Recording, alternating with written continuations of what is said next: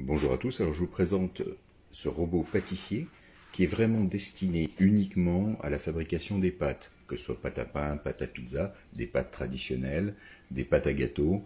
Dès qu'il y a de la farine et un liquide, généralement de l'eau, mais ça peut être de l'huile ou éventuellement du beurre, il sera parfait. Alors il a deux fonctions principales, mais il y en a surtout une qui est utile, c'est bien sûr le mélangeur. Ici, c'est la fonction DAF, avec un temps de mélange de 5 à 15 minutes. Si vous appuyez ici, vous avez 5 minutes, 7 minutes, 9, 13 et 15 minutes. Voilà. Et ensuite, vous appuyez, vous revenez à 5. Ici, le ferment time est simplement une minuterie. En fait, c'est un décompte qui vous permettra d'attendre de 15 minutes jusqu'à 1h45 minutes et qui, à la fin, vous émettra 3 bips courts, bip, bip, bip, simplement pour vous dire que le temps de repos de la pâte est terminé. Il n'y a aucune fonction de chauffe ni quoi que ce soit. Donc c'est vraiment juste une minuterie. Le plus utile étant bien entendu la fonction de mélangeur.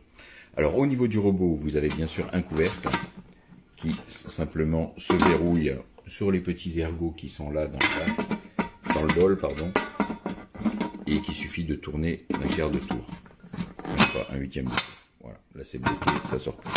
Alors une précision importante, les éléments, le bol et le couvercle ne doivent pas être placés dans un lave-vaisselle. La chaleur pourrait les déformer. C'est mentionné clairement sur la documentation, qui est en anglais, mais c'est à retenir. Mais par contre, il se nettoie parfaitement sous le robinet avec une éponge. Alors, de livrer avec la machine, vous n'avez qu'un seul couteau simple, qui est celui-ci, voilà, qui est solide, il est en aluminium. Il tient simplement par enfoncement sur l'axe. L'axe est métallique. Et sous le bol, vous avez également un engrenage qui est métallique. Je posterai des photos pour vous montrer.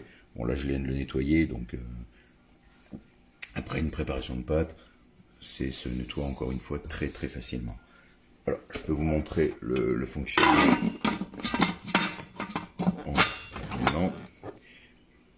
Donc ici, j'ai sélectionné 5 minutes. Si j'appuie sur Start, vous allez voir, le couteau tourne, il s'arrête, il se remet en route avec des vitesses différentes.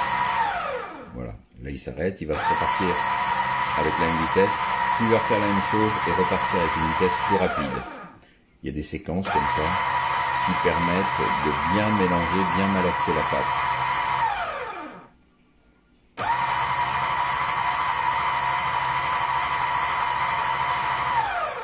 Voilà en gros comment ça se passe. Là il va pas encore les phases, voilà, phase d'accélération.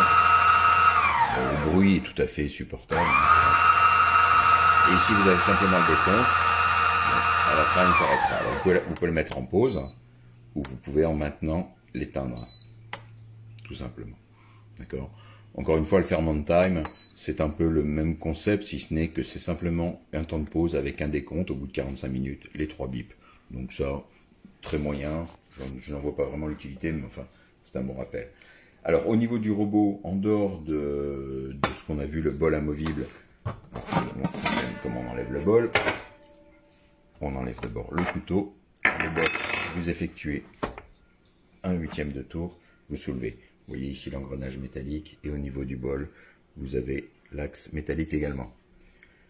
Au niveau du robot, ce qui est pas mal par contre, c'est les ventouses. Vous allez voir, vous entendez, les ventouses viennent de se décoller. Vous avez 4 ventouses sous les pieds qui sont très efficaces. Une fois que c'est collé, le robot ne bouge plus.